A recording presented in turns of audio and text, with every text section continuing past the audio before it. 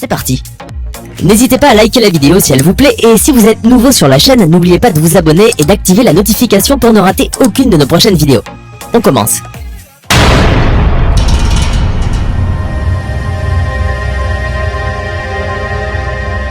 Tout directement le ami Bibisi qui a sali pasteur. Azui vocation te ami Bibisi qui est là pasteur parce qu'à l'écart d'une intercession, azala qui interprète ya pasteur moko songolo. Biso lelo so calculer date na ngai. Ti lelo na ebana na ba journaliste na ebana ba tebele mais na lekate parce que naza ki prêter. Peza ki ta nzambe te. Na ko ça pe makamu na précité parce que nzambe so sala ka eloko nyoso tout malamu na tanako. Na bongisa ki te koyeba yo lelo journaliste monene na kati ya poto awawa tokutana na yo lelo to solola mais tala ndenge nzambe ye moko abongisi afin que tous nous ensemble to partager pour la parole de Dieu. Donc nous sommes à la nango mais lelo o tous to mona premièrement baza non éthique ya makambo ya nzambe te baza non éthique wana te bayebi makambo ya nzambe te bayebi ni ba o sala te pe na nyonso tu o ezali likolo na nyonso tu ezali bo moto pe kati na bango za kusala faut to tenir compte na. Oh musali ya nzambe lokwa musala nzambe il faut aussi na molimo mosantu aboma yo oyo eza bomoto parce que bible yolo bananga ke to tambola lolenge ya molimo mosantu afin que toi accomplir ba désir de la chair. Nzamba sunga nga pesa nga mabota na bota mais sauf que la zaki grâce te ya kosimba bango nyonso tu na bota bana misato babimana ba entraille nanga mokile mona ngai mokile kumisa nzambe nazaki sujet témoignage donc nazaki humilié nzambe albemami balé collection na preuve na épreuve wana na simba moko tilolo nazana aza vraiment bénédiction pour nanga ya sala que sengo nanga pe fier nanga aza pe témoignage pour nzambe. Oh zana est-ce qu'il y a ça sur la troisième donc deux premiers bosone nzamba zo azaki bango mabota ba mort nebe ba bimba mokili bo apala la boso abota maki morde mon pardon ya mi balé aye ko botama une semaine après azaki na problème à santé devant na hôpital une semaine après aye ko kufa mais nazala ki na ye na pesa ye libele nanga excusez nga tautologie na vana na ye na respirer na ye na lala na ye mais sauf que une semaine après suite à santé pe ba hôpital na biso Afrique ezarama ba normalement ya makasité ya ko sala ke mwana wana akene et lelo nzamba suninga nazana moko ya mobali nazani na maboko et je bénis Dieu. Ah ouais, Kakebeti. C'est qui a vie du public est banni. Y'a mon balama des fois pembe. Didier Masuki. Andy Chou. Narcisse des Arons.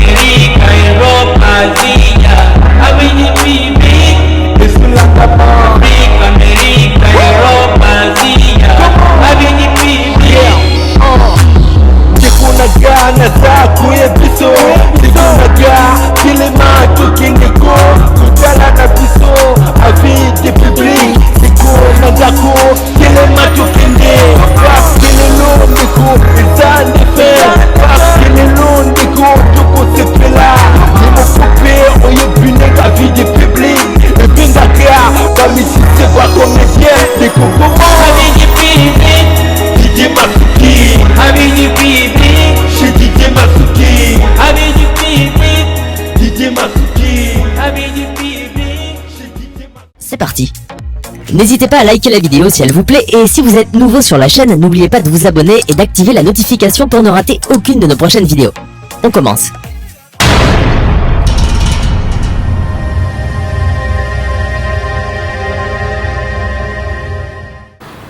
Bonjour chers amis internautes, c'est encore une fois votre humble serviteur Didier Masuki, mon bal mani Pembe. Merci d'avoir abonné tout ya site nebino oboningaka avec du public to bengaka site mère et boti bongo ba site nyoso oyo bino tout boyebi. Bon comme Didier Masuki lelo akoyambela bino nani, vous avez bon invité na biso na za bongo d'abord na Marseille. Bobi ki Didier Masuki azaka bongo na za internationaux.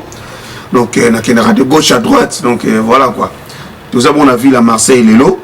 Tout ça, moko ya basai lanzambe ndeko mwasi jeune fille mais ngambo na découvert qui ngambo na niveau internet na Facebook la landa matin na mingi et ko pesa ki to kutane na Marseille nazaki obligé vraiment na l'excès na micro ya avis du public.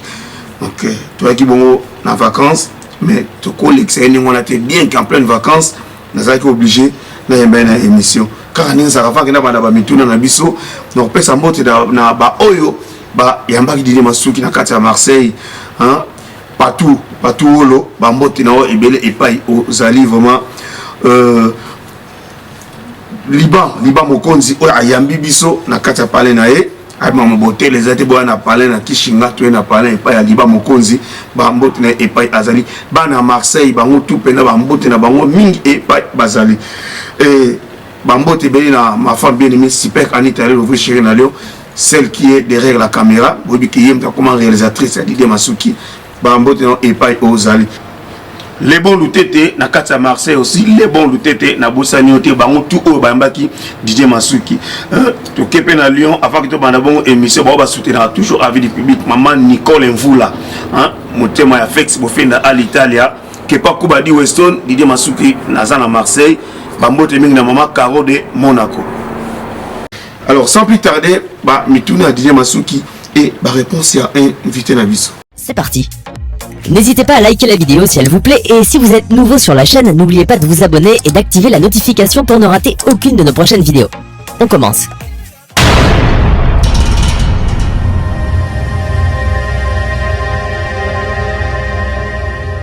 Ouais, merci Caroline Sebino. Donc, tout ça, bon, on a invité la vie.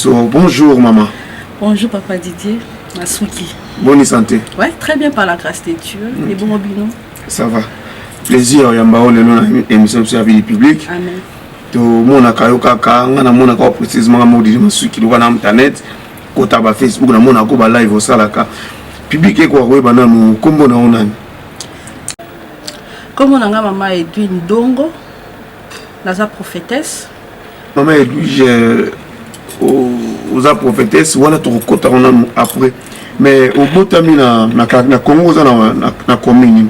Na Congo naza na mwana bandal na botami na koni na kati ya bandal côté ya Sinkini bandal Sinkini batumi baza kota bandal Sinkini vraiment de baye bingai c'est ça. Merci bande wala boy ki azale mwana commune na bandal mwana Sinkini mais to kwa boye bananu pensez-na nous poké Nzambe a visité qui on a âge ni pour comment on a besoin de trop jeune. C'est à quel âge que Nzambe a visité qui ont décidé comment on s'allait là. C'était à quel âge? C'était, je crois, j'étais à 14 ou 15 ans, vers les années 2000. Et si quand Nzambe a visité qui n'a pas malade, na belaka na makasi, Nzambe qui kokuta na ngai. Mais avant ça, Nazamo na pasteur, papa na pasteur. Bana bandel bayebie papa pasteur Dongo paix à son âme parce qu'il n'est plus avec nous donc na coli vraiment na vie chrétienne déjà tout ça ainsi de suite mais na âge à 14 ans na yaki kokutana na Nzambe na yaki koyamba Yesu lokola mokonzi pe mobikisi na bomo inanga donc ndenge to lo bakane to mona ka ba jeune fille basala ka vie à bo jeunesse ko kine banganda tout yo oleka na vie honnête ce qui na lobi que na sala vite c'est trop dur. Parce que âge à 14 ans, tina comme à âge on a les cas âge au babengaka âge à liberté. Âge à liberté wana ezalaki entre Jésus-Christ et le monde. Mais gloire soit rendue à Dieu parce que à chaque fois peut-être dans qui plus qu'on a plus attaché la vie chrétienne que la vie à libanda. Donc en bref, na sala vite, na ebi barte, na ebi boatite, na ebi masangate. Vie nanga plus ezalaki plus consacré pardon et pas Nzambe et pas parole à Nzambe. Mais tant qu'on est au salon, ma papa s'est rendu à mon réaction à parler de réaction Première réaction parce que mon père était d'abord monta protestant à l'époque, dit aujourd'hui évangélique ou soit réveil, réaction papa ils allaient qui vraiment mal monter. Je me rappelle même une fois il m'a mis dehors à cause de ça. Mais le roi n'a pas un péché qui n'a écouté n'a tika kose la nzambe au contraire et tinenga na kanga malanzambe afin qu'il n'a avancé parce que ça qui n'a été na ya qui koluka nzambe mais nzambe n'est taluka kinga akutani nanga asa nanga oyalingi. Mais au lobby qui nous a prophétesse, tu es bien, oui, aux prophètes, il y a parmi 5 ministères, et dans la Bible, nous avons bâti la 5 ministères. Mais a consacré comme prophétesse. Yo moko mibenga prophétesse ou ezali une église moko ba consacré ki yo ou banaki na comme pasteur après au mati ou banaki na soit évangéliste pasteur après prophétesse bien mbala moko comme une prophétesse. Ministère tant nzamba tsara mon avis ya mutu ezate repona to mata to kita. Eza na kati ya 5 ministères o nzamba sala eza na ministère ya munene te eza na ministère ya mukete. Nyon surtout eza ministère et où t'es pas nzambe. Mais sauf que chaque ministère eza na musala nango pour l'édification ya église pe ya peuple de Dieu. Ngai na mi benga prophétesse te mais nzambe nde abenganga prophétesse. Yango ti lelo bilembo nango par rapport à musala na osela nzambe et moni sa mara na miso abatu pe bat ba confirmer kati nanga que je suis une prophétesse de l'Éternel. C'est ça.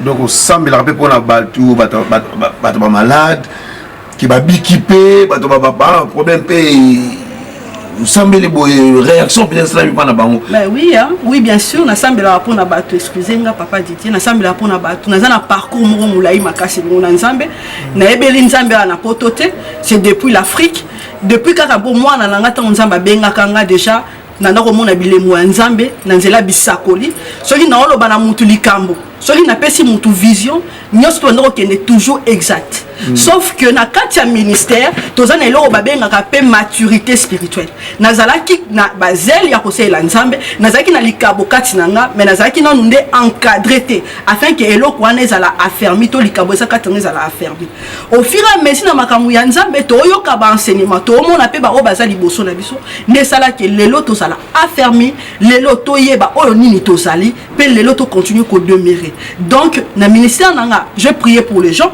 na mona batrobika la bambasu na mona batu na nzela ministère nanga na mona batu nzambe kosala na nzela nanga na ba manière surnaturelle makasi surnaturelle. Mais est-ce que aux araïdés au sein ensemble là aux ensemble mon quelque part il y a yo ya mbakabatu ou bien tu fais ça comme ça ou bien par téléphone ndi opuyele batu bien. Oui, j'ai reçu ces visions kozala na ensemble na ngai moko. Mais au plus ces alliés dirigés par Dieu et le Saint-Esprit. Sauf que na banda kango vers les années 2005, si je ne me trompe pas, na zoka les candidats niveau Congo na banda ensemble. Et banda na ba réveil matinal, ne na zala koloba, na zala ki na likabo ya nzambe. Bato basangisi pe bato pe bato baye bavandi bayoki pe nga koteya koloba kosambela pe pona bango mais nazaki affermité ndeli ngomba wana ezalaki détourner na basali ya nzambe moko songolo na kotanga bamkombo te parce que toza na média na ye pona koluka bitumba te ezalaki détourner pa na bango ti sikoyo église wana ezali basali ya nzambe wana baza ko travailler na kati ya église wana et je bénis Dieu parce que mission na biso ezaka to gagner ba âme. Donc voilà. Lelo maman Edwige prophétesse Edwige bana basi mingi bandima ba onte so baza kosambela le baba mingi spéculation moi ça côté até moi si boye mais kana ko lingolo loko wana public yo kana est-ce que moi si penza et comment la Bible que moi si azana droit côté até ou moi ça s'appelle droit côté. Moi je dirais de tels débats ce qu'il le tolobela ngo même na temps ya Paul ou ya komaki on a kati ya Bible ba débat nezalaki. Dans la Bible, il y a la part de l'homme, il y a la part de Dieu aussi. Makamusu sous Paul a lobby la carte de la Bible, a lobby oyo ezan zambete. Exemple mon livre mon sang thème te revenenga, mais zanga Paul na lobby. Il faut faire très attention. Et Bible oyo totangaka ezan français te to expliquer en français. Le la Paul a lobby que moi si côté a te to expliquer en français. Moni l'apôtre Paul a dit que la femme ne peut pas prêcher donc moi ça côté a te non. Dans la Bible, yemoko apôtre Paul a ezan na makambo ezan na carte de Bible on a lobby libino. Bana na ba ko comprendre en côté. Mais ba fils batonde nzambe a révélé bango pour ba comprendre makambo wana. Les lots auto comme na ngozali temps ya grâce oyo molimo mo santu ekiti likolo ya mwasi pe mobali pe oyo zali likolo na nyonso tunga na loba na batu tant loba ke mwasi ate ya te prophétie parole non ezali non prophétie par excellence tant moi so pesa non bisakoli nanu ya wana non déjà base même parce que prophétie ya ka orienter mutu ya ka ko diriger batu.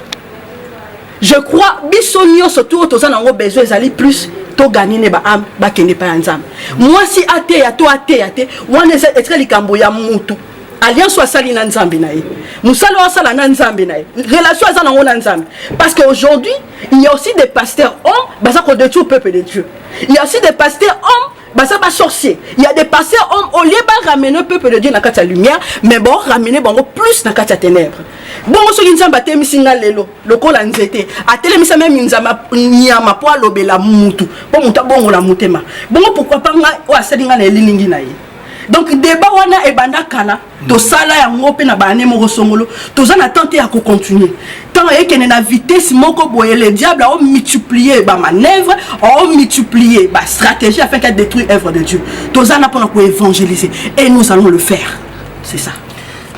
Merci, chers amis internautes. Vous avez évangéliste, pardon, prophétesse Edwige, je vous pense à Poké, moi, je suis moi, je sais pas que vous avez pour ça qu'on répond vraiment qui te connaît et l'on bani, la Bible et Sengeli. Mais, ça, il y a un mingi ba kusala ba buzo ba na internet. Les lois ça, il y a un ba publier ba mitaka na internet. Il y a tant qui ma prophétesse. Nous ne connaissons pas les locaux. Et là, on a reconnu ça que Omoni Nathan o ya lelo Bible ba biso to sala effort to ajouter na connaissance ou les sciences. Aujourd'hui ba sala nzambe bali koye ba vérité ya parole de Dieu. Pe ba otika mate bazala affermi na se ya makolo ya bantomo ba ya liboso na bamuti. Lelo atangi Jean 10:10 lokola yebi yango na mutu directement lobi ami bibisi kazali pasteur. Azui vocation te ami bibisi ki elaza pasteur parce que les cas qui na intercession azala ki interprète ya pasteur moko songolo biso lelo soko calculer date na ngai ti lelo na yebana na ba journaliste na yebana ba tebele mais na lekate parce que naza ki prêter peza ki ta nzambe te na ko sala pe makam na préciété parce que nzambe so sala ka eloko nyoso tout malamu na tanango na bongisa ki te koyeba yo lelo journaliste monene la kati ya poto awawa tokutana na yo lelo to solola mais tala ndenge nzambe moko abongisi afin que tous nous ensemble to partager pour la parole de Dieu donc nous sommes en attendant mais lelo o tous to mona premièrement bazana na éthique ya makambo ya nzambe te bazana na éthique wana te bayebi makambo ya nzambe te bayebi ni ba o sala te pe na nyonso tout o ezali kolo na nyonso tout ezali bo moto pe kati na bango za kosala il faut to tenir compte na oh musali ya nzambe lokwa musala nzambe il faut aussi na molimo mosantu abomayo oyo eza bomoto parce que bible yo bananga ke to tambola lolenge ya molimo mosantu afin que toi accomplir ba désir de la chair.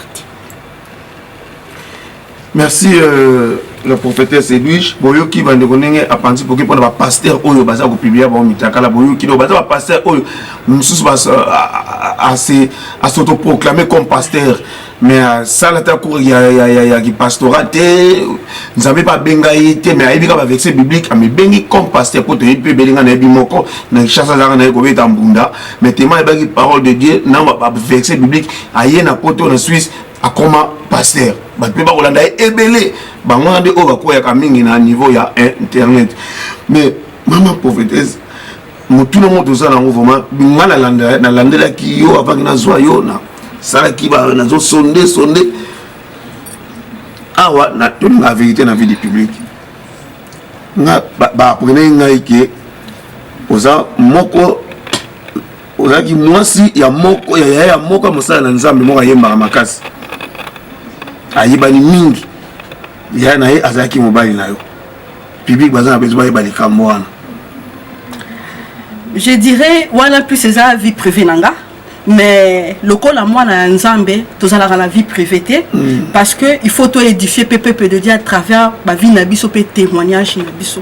Oui effectivement nazala ki mwasi ya moko ya basani ya nzambe oyo ndeko na ya yebara na niveau ya poto awawa mais sauf que pour na ba réalité ya kobota ba réalité ya spirit ya kobota je dirais ya stérilité ne na tamaki libanda Nandimaki angote ezaki facilité parce que ezalaki te que non na koti lolo na bimi c'était après 9 ans de mariage 9 ans en vie ensemble so botate nazaki ko botate na luki bazé minenge nyonso to ezaki ko yate na keba hôpital médical ko yate nde batsaki nga libanda mais na nyonso to kumisaki nzambe parce que nzambe moko yebi pourquoi atambusa biso na nzela wana. Mais yazaki na mwana ya botaki avant bien yazaki pas na mwana te. Oui, azaki na mwana déjà mi botelaki bien avant. Je crois à l'époque parce que tobalani né en 2004, je crois à l'époque moi nazaki déjà na âge il y a 3 ans parce que moi na paix de fanoro ya pa na ngai na ba vacances na ye. Azali na âge à 3 ans azali na mwana ti lelo azali. Donc voilà. Donc on a il croyait que lui azalaki bon akorait ko bota, azali bien ngane nazali plus un problème né le tout le monde en ba couple belé il Afrique. Toi qui sera plus basse. Même na poto. Oui, toi qui sera plus basse na stérilité, toi baraté que stérilité et ça problème moko non seulement féminin mais ça problème moko ça pour engager tous les deux parties. Quel que soit mon bali, to moi si. Donc c'est ça. Mais il papa Azalaki pe Moussa Lanzambe ou bien Azalaka Moutou normal? Oui, c'est un homme de Dieu, c'est un homme que je respecte aussi beaucoup. Soit même Olandi évangile nango Olandi Matéa nanga. En tout cas, je parle comme lui parce que na zoa tant qu'on a naie, nzambe la isanga ma simana pour apprendre mi pe na makambo nzambe. Nzambe akumama pourquoi yemora yebaki pourquoi c'est un homme de Dieu, c'est un apôtre. Aza pour evre sikoyo na Angola, mais il est Angola qui. Mais comment un homme de Dieu il y a des paroles bibliques n'ezali pozo botate akwa obenga na pozo botate aboya yo pourtant yebi bien moi na terme za sala ka bolingo za motema ba couple belé ba vana ba bota pete ba vana ba 30 40 ans tout le monde n'a pas mindele car pas na biso ba tout le monde nous a pas si bobo si te ko ya ma bota raté boye bo photo ko benga na le bal pourquoi y homme de Dieu animé ko benga na pourtant yebi parole de Dieu n'ezali. Papa Didier, depuis Tokabwana na pasteur, je crois il y a 10 ans passés. Et les lots n'a pas été libre public afin qu'il n'a pas ça peut-être cause moro soit il n'a condamné. Mais là on a bien la Bible balanga toutes les choses concourent au bien de ceux qui aiment Dieu. Ce qui peut-être le lot n'a pas mariage wana, de le n'a pas oyo n'a pas loti. Parce que na kati mariage wana, ba interdisait qu'il n'a moi ça côté yaté. Na kati mariage wana ba ebisa ki nga pas la biso la doctrine, so moi ça ko fungula mon côté. Mais il bazali ko utiliser prophétie nanga, bazali ko utiliser ba don ngai afin que ba édifier nango peuple de Dieu. Mais côté musu ba interdire ngai. Donc ce qui dit le lot naza o nazali lelo peut-être nzamba permetaki na nzela wana na bima po nazala o naza pe na koma esiko na komi lelo yango na lobango chaque fois na pesa ka merci na ba o nyonso to basalanga mabe na ba o nyonso to ba répondanga non pour grâce na bango naza onga naza lelo grâce na bango na sali o bango ba boye ko sala ponanga. Donc c'est ça. Kokabona yo na passé wa liboso tangu yaki ko sali chemin na pas yo kina kinzama peut-être comme mabota ou non ou tu le ozapaka bongo botite ozoki mabota ou nini. Oui, par la grâce de Dieu nzamba sunga nga pesa nga mabota na bota. Mais sauf que la zoa qui grâce te ya ko simba bango nyonso tout na bota bana misato babima na ba entraille nanga mokile mona ngai mokile kumisa nzambe nazaki sujet témoignage ngo nazaki humilier nzambe albema mi balé collection na preuve na épreuve wana na simba moko tilolo na zana c'est aza vraiment bénédiction pour nanga ya sala que sengo nanga pe fier nanga aza pe témoignage pour nzambe. Oh zana est-ce qu'il y a ça sur la troisième donc deux premières bosone nzamba zo aso ki bango oui babota ba mort nembe ba bimba mokili bo apala ouais liboso abota maki mort deux mort pardon. Il y a mi balé aye ko botama une semaine après azaki na problème à santé devant aller dans l'hôpital une semaine après aye ko kufa mais nazala ki naye na pesa ye libele nanga excusez nga tautologie na vana naye na respirer naye na lala naye mais sauf que une semaine après suite à santé pe ba hôpital na biso Afrique ezarama ba normalement ya makasité et que ça la ke mwana wana akende et lelo nzamba suninga nazana moko ya mobile nazane na maboko et je bénis Dieu parce que asa vraiment consolation pour nanga asa vraiment bénédiction pour nanga. Comment on bébé Samuel. Donc, ah non, non biblique. Ouais, c'est un prophète de l'Éternel. Ok, merci beaucoup à toi Fetz Bofenda à l'Italie depuis Lyon. Salut à toi Blanchard Kabanga, les champagnards. Donc Pati Menga Nibaka Bilamba, Bambote Nayo. Donc tout ça bon on a prophétesse na vie surtout comme on presque na suka ya émission pour vous avez taminité. Public eza Rolanda yo ma prophétesse. Moi du loba na public au tala kayo, o elanda na Facebook. Si vous voulez na moi exhortation moko ya muke si matuzongela ona moi 2-3 questions pour Tokabwana. Merci d'abord et pas ensemble hier on a permis que après midi à l'élo na le kalisu sunabino. Merci pe lisusu et pas na yo papa Didier parce que parmi Bah, journaliste, je dirais, il y a Mboka au France, parmi les journalistes et monde, surtout au niveau Europe, parmi Moutou, Yobi, Misa Moutou, Pebak, Baoku, Misa Moussalo Sala, n'a pas moi vraiment Nzambe pour n'attendre na Yopesi, afin que na le kana o esika oyo. Et là, on a ina lobanga, na un ministère plus il y a foi, na un ministère, il y a ko télémisa bato, bazaki akolala. Édification nangato, exhortation nanga après-midi lelo na ina loba na mwasi moko na ina loba mobali moko aza kolandanga oyo aza kolela aza kobanga alela te abanga te nzambe na biso tango se révéler na vie ya Abraham a se révéler ki lokola un Dieu tout puissant. Bible loba na ngai tango nzambe na vie ya Abraham abise ke naza Dieu tout puissant. Comme on le rosa sous Abraham te ekokoma Abraham. Nzambe a changé qui kombo na ye. Nzambe tango se révéler na vie ya biso moko na moko d'une manière ou d'une autre. Yeba ka yaka na mission ya ko changer vie, ya ko changer identité na yo. Yango na lingi après-midi ya lelo yo o la nangai. Ezala na direct o la nangai wab je ne sais pas comment. Nzambe a changé identité na yo. Nzambe kota likambo na yo. Stérilité ozai kolela. Bana o peut-être des gens bundisi kolela te parce que moi-même nazala ki témoin naza témoin vivant ya Nzambe. Ya makambo nga na zuna nzela ya Nzambe wana. Nzambe wana vraiment apesa yo bana. Yo ozai kolela libala Nzambe apesa yo libala. Yo ozai kolela musala chômage Nzambe wana apesa yo musala. Yo oyo peut-être ba choka yo ba déceva yo. Tikete Nzambe na bomoi. A consoler mon témoin na yo par le nom puissant de Dieu que moi je sers. Amen. Merci prophétesse Edwige na exhortation muke outi mosala mutu na musu ezalaki pona avant dernière question pona tout kwa okabwana et awa leo na poto ozala makanicité ya osala ensemble on ka place mo bo sangana ka ça rappelle la retraite ou les osala par téléphone boye tout ça. Merci vraiment oui.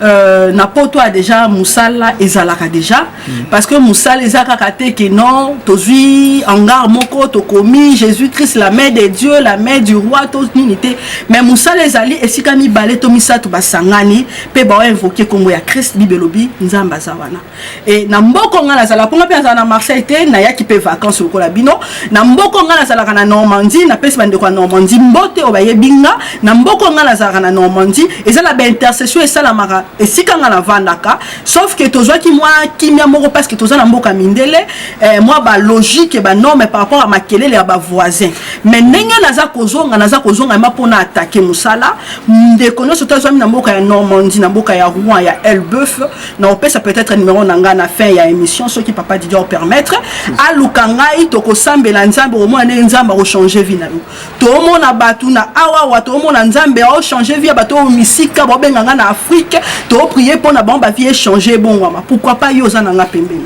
nzambe wana vraiment apambola biso toza na bino ensemble na ozonga déjà na week-end oyoyo to bana musala nzambe na Normandie bato ba pesa ba don ba dim yo recevra pe ba dim donc ça na bato bon un dixième na ya ka salaire na zu yango pano pe e koma ka ou comment badim vraiment lokola non na bandima musala fixé na kolo bateki na senga ka muta téléphone lokola ça elio bosala bo non na plus ouais ça important pour ngai mutu a changer to benga mité pour dato ya kozwa o eza peuple et pas peuple de Dieu mais to benga pour na to pesa Christ a une mission ya ko servir peuple de Dieu. Aujourd'hui, bon excusez moi là on t'a récemment publication ya prophète moro sur Facebook en tout cas à ce qui ça qui n'a papa Didier. A commis na Facebook na compte na ye. Alors bi frère, na tel numéro na compte ya banque awawa. Boté la nga imbongo, ba don na bino tout ça ainsi de suite ata 1 euro boté la nga. Nzambe na ngai akopambola bino, boze la nzamba pambola bino. Pourquoi pas et bien que réflexion na minabi pourquoi pas yé moko beleli nzambe na eta pambola mais alors qu'il n'est plus que je pas bandi mupo abai pesaye bandi bazela nzambe au moins une contradiction wana et aujourd'hui les serviteurs de Dieu baza ko s'enrichir les serviteurs de Dieu ba comme ba riche peuple de Dieu ba s'appauvrir moi j'aide les enfants de Dieu ceux qui enfants de Dieu m'ont dit ni moi na o ngana landa za na problème et qui na za nango papa Didier na bimisa mbo na pesi na bimisa mbo na pesi et ça a été ngane na zoye pa na non parce que ngai pe na za na 10 000 faut pe na pesa pe na pe na za na offrande il faut na pesa bibelobi mosali ya malamu ezali oyo aza ko tendre loboko ko pesa na bato baza na ngoti ba affligé ba pauvre C'est ce que nous devons faire. Mais j'attends que notre joie, oh yo, les alliés locaux, là, il y a peuple de Dieu, ils sont tous enrichis. Mais peuple de Dieu aujourd'hui, bah, on souffre, bah, on l'est là, bah, on telengana, bah, on l'a libanda. Yo, pasteur, autant mon ami, tout 4, 5, aux alabanda, quoi, belé, mais libo, tanzambe, la libanda. Et ça, vraiment, ma wamiki. Oui, maman prophétesse, kasi, les camos de l'autre côté, là, il y a maman Mimi, Oyo a piégé vice-gouverneur, il y a Congo central. Yo en tant que maman prophétesse, ni nous goloba pour les camons maman Mimi a otiko sala.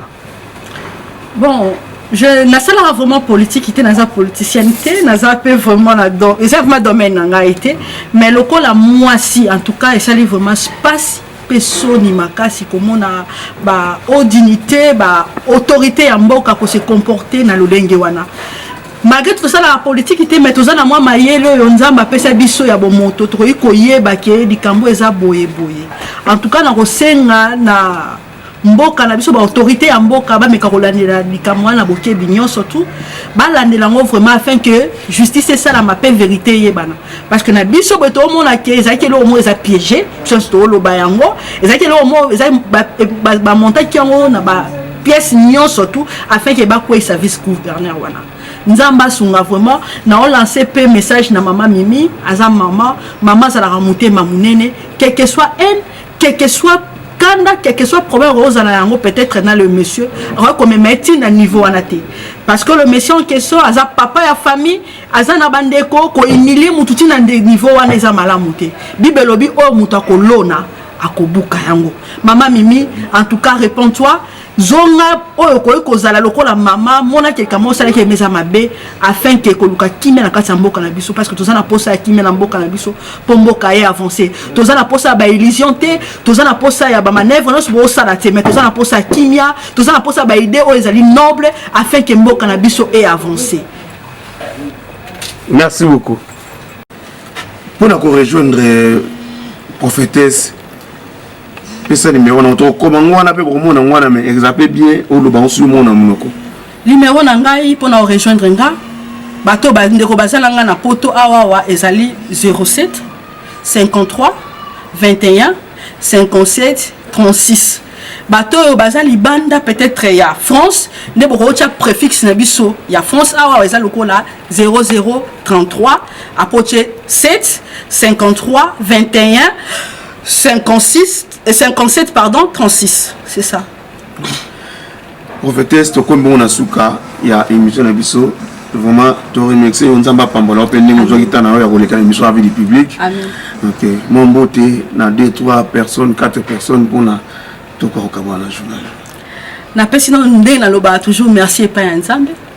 Merci à Nandeko Ayambinga Awa Papa Liban. Azapé parmi bateau pour soutenir vraiment ministère Nanga d'une manière ou d'une autre. N'a pas prière, n'a pas conseil, n'a pas vraiment mbote makasi, n'a pas mbote n'a bateau union surtout bandeko union surtout ba yebinga de loin ou de près.